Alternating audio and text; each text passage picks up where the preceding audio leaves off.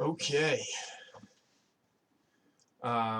This is my read through for I don't know how many times this has been already.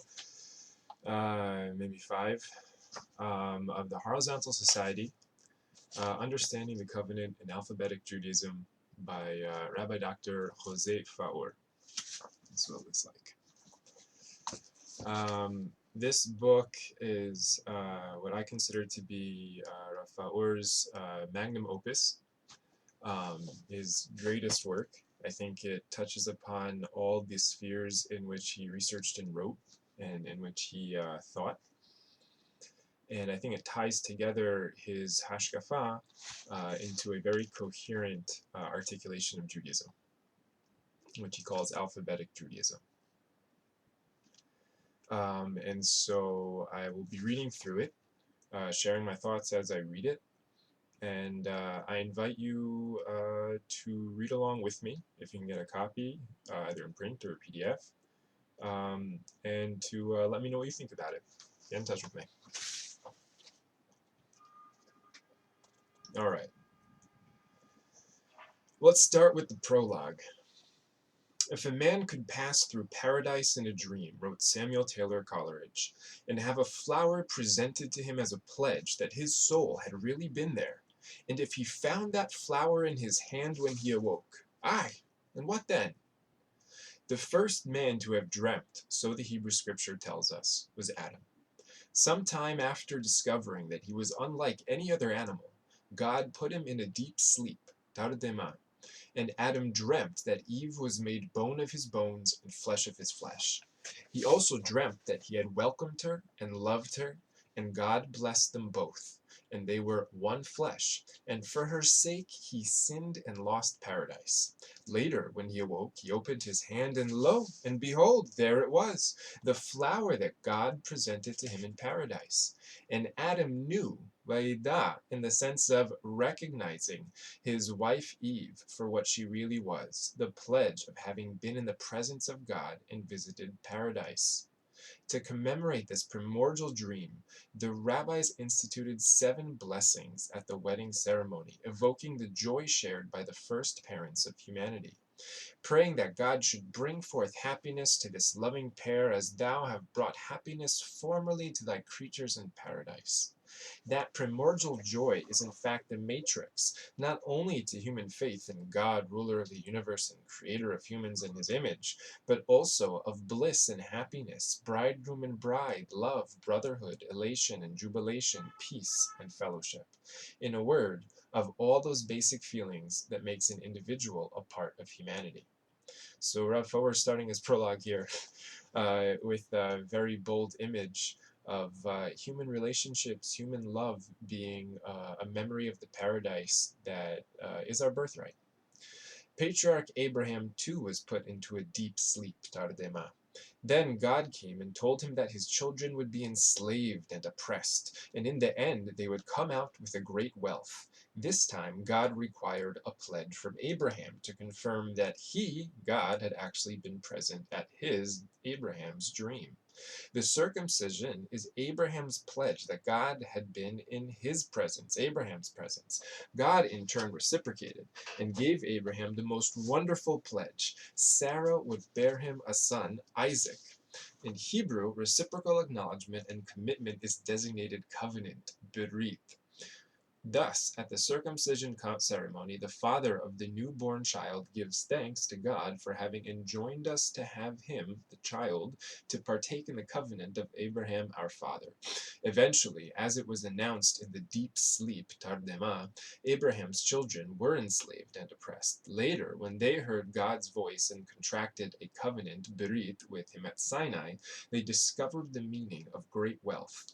It is the way out from the realm of the bestial freedom of pagan humanity, and to live as a free people under one law for you and the alien residing in your midst.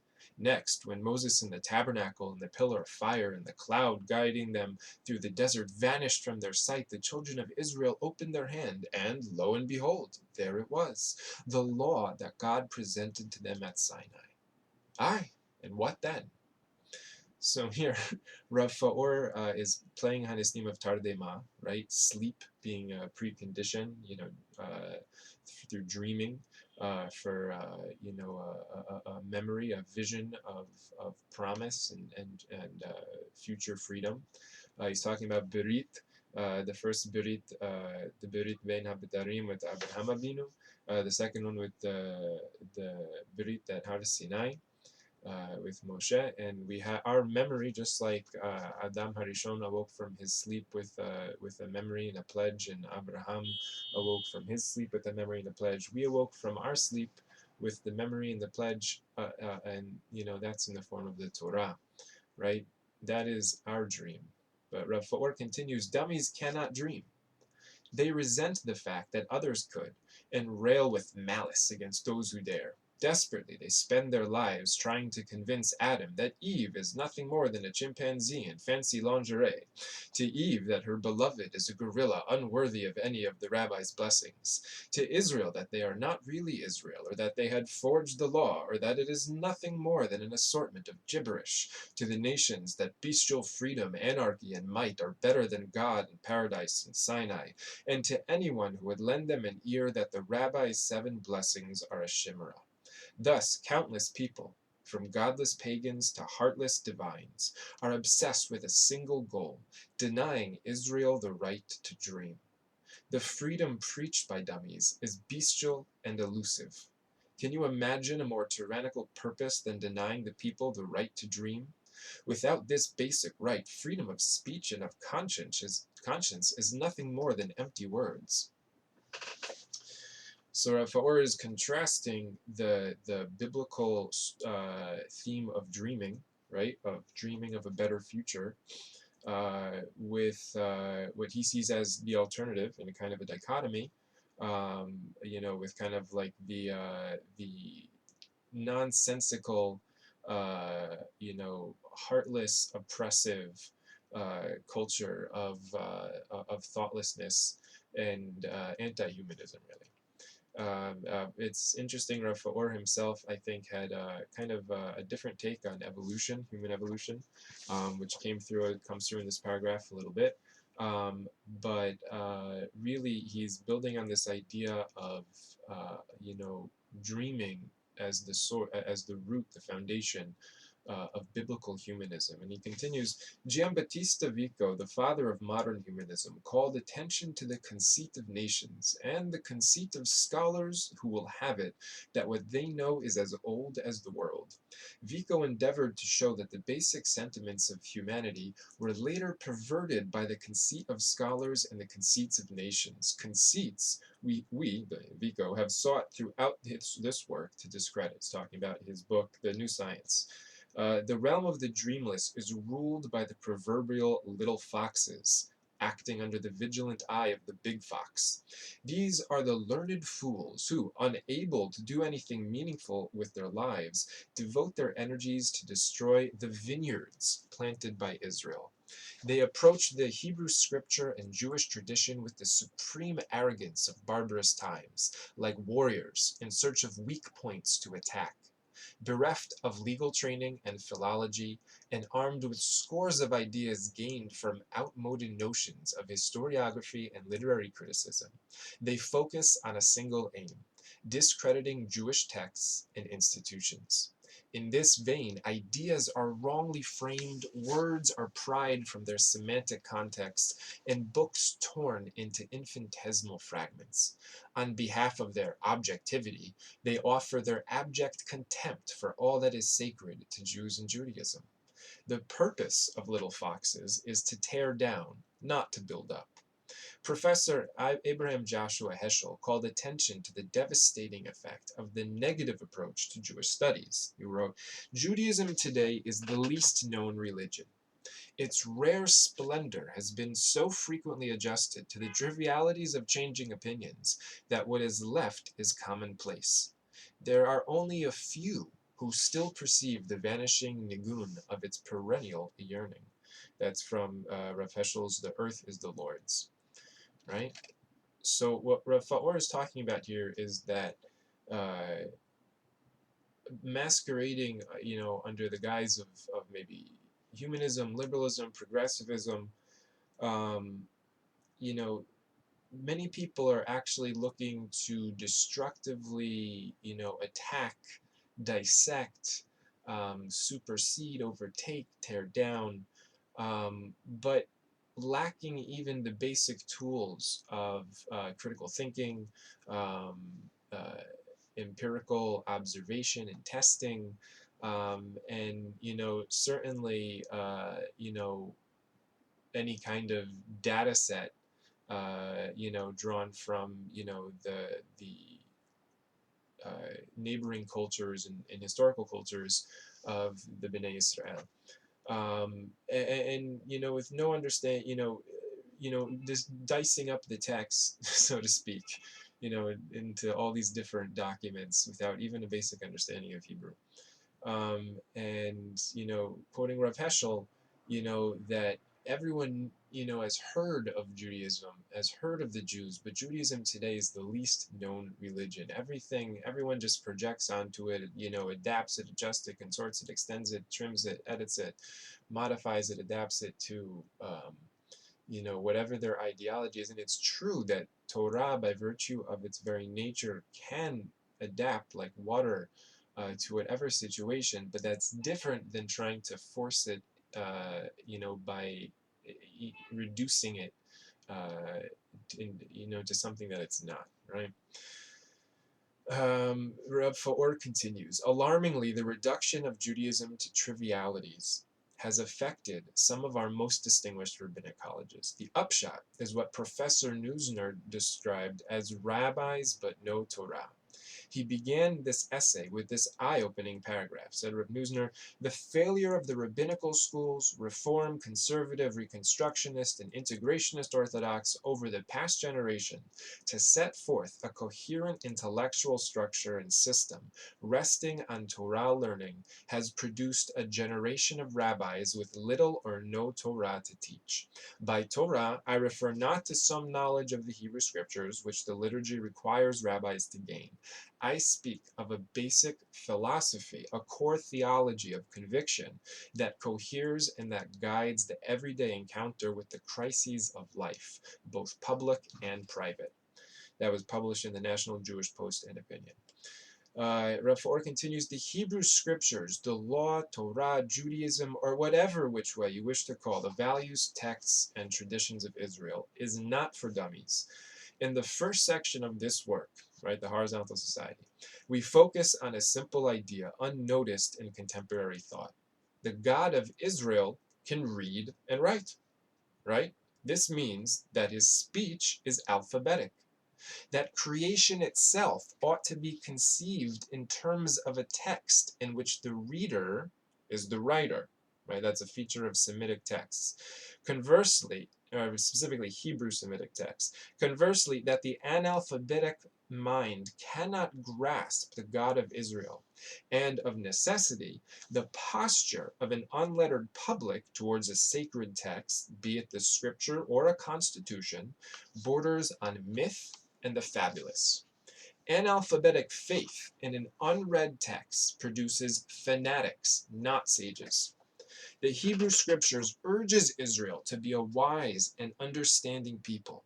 To remind us of this purpose, the first blessing of the daily prayer asks God to graciously award us wisdom, understanding, and comprehension.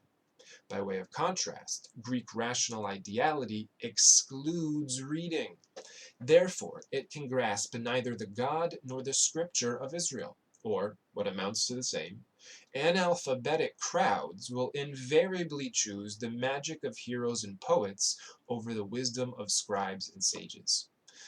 The second section, right? So let's just recap that first section. So he's saying that the big chidush here is that the creator of the universe, according to the Torah, the God of Israel, can read and write, right? No other deity of myth is portrayed as literate or communicating through writing specifically, right? And so this is basically a stark contrast to Western philosophy in its roots in Greek rational ideality, which is in turn rooted in Greek myth, of which the Greek gods were illiterate and communicated solely through speech, inspiration, song, and so forth, right? So we're Faur's throughout this work, the Horizontal Society, setting up a series of dichotomies in his system of Judaism. So the second section invites the reader to consider a key dimension of the books of Israel barely grasped by modern scholarship.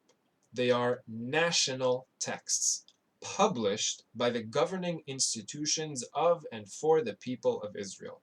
The Torah is sacred not simply because it comes from God, but because it was confirmed in a solemn covenant with God in the presence of the entire population and governing bodies of Israel.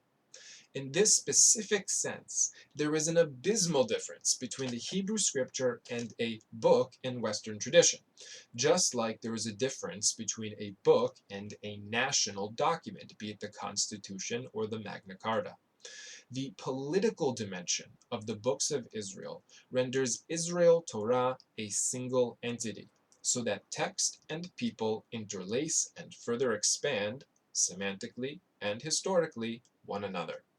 It would follow, therefore, that purloining the scripture from the people of Israel is no less an offense than purloining the U.S. Constitution or Magna Carta from their respective people.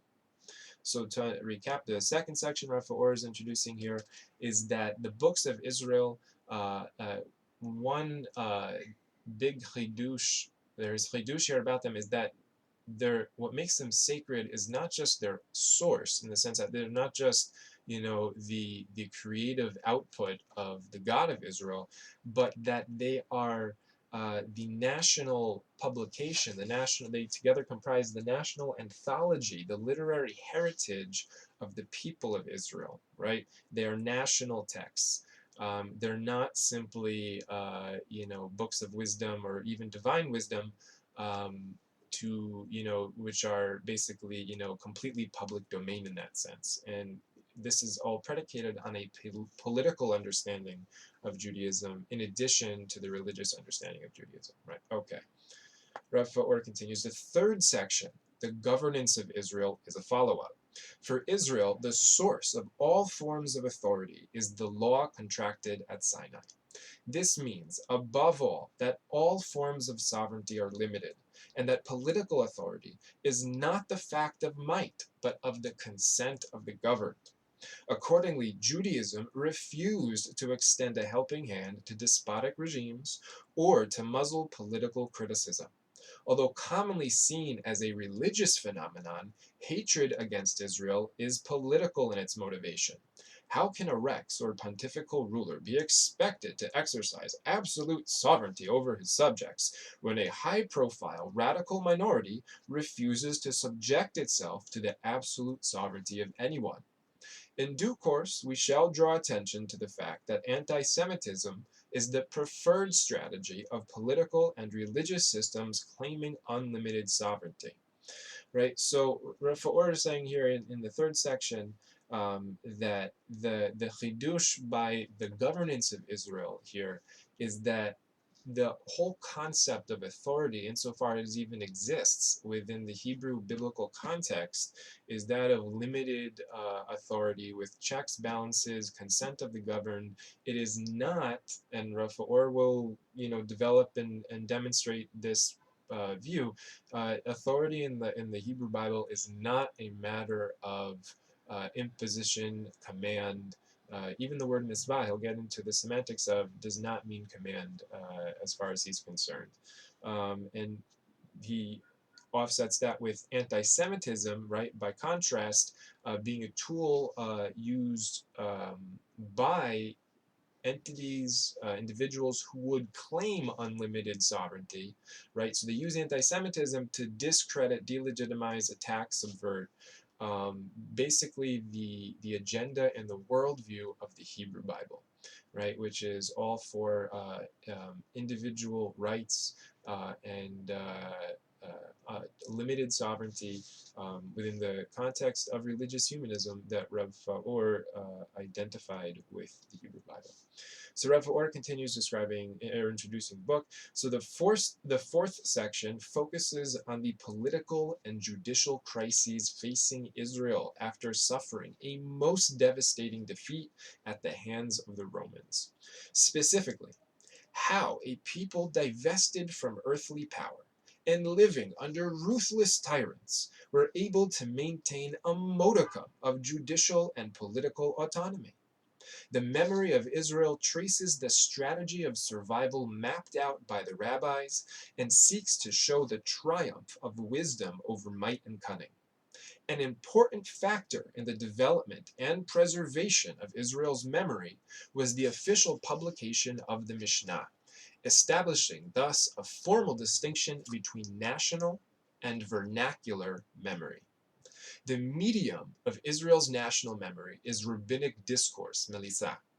Rather than to demonstrate, as in Greek rational ideality, the point of rabbinic discourse is to state a view or tradition calmly, clearly, and without theatrics. The purpose is to initiate a dialogue, which will result in a flow of ideas leading to consensus. In the course of rabbinic discourse, the principles and values that sustain the biblical text and tradition were identified, and the national memory of Israel was kept alive and further expanded. Thanks to the system of governance developed by the rabbis, Jews in captivity enjoyed more freedom and higher standards of material and social living than the general population under the Rex. Given that the most representative depository of the rabbinic system is the Talmud, there arose the need to malign the Talmud, rabbis, and Jews in general. Right, so Rav Faur will just before we just continue that thought, because he's going to lead into the description of the last section. So the fourth section that Rav Faur is introducing here is about after the governance of Israel is compromised, right? What was the chidush? Then it was how to survive. And the Chazal, they had a very genius strategy, which basically, to give you a quick spoiler, involved the creation of a virtual space existing, a translation of and a transference of the memory of an entire nation into a virtual hyperlinked context through the Mishnah and the Talmud, right, which, as mentioned previously, became then the target of anti-Semitic rhetoric in order to delegitimize and subvert this alternative to tyrannical civilization, right? But, however, right, so then. Right, the last section examines some of the events and ideas leading to the collapse of Iberian Jewry.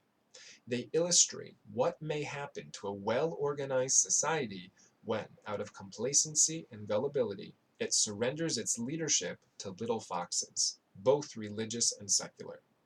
The underlying thesis is that little foxes are to a democratic political and legal system the equivalent to entropy in the second law of thermodynamics. Hence, the urgency for education and critical thinking in Judaism and in all systems based on freedom, equality, and the rule of law. The folly of Israel examines the seduction of unreason, the might of analphabetic crowds, the foolishness of inerrant teachers, and the turpitude of heroic leadership. In the end, Jewish leadership proved so oppressive and inept that many chose to abdicate self-autonomy under the law on behalf of the unlimited sovereignty of the state, or, what amounted to the same, to rely on the proverbial kindness of strangers and the wisdom of the fabulous Europäischen Menschentums, rather than on their own institutions, thus giving rise to a chain of blunders, ending with the Holocaust. Powerful words from the prologue to The Horizontal Society, Understanding the Covenant and Alphabetic Judaism by Rav Jose Faur, to be continued.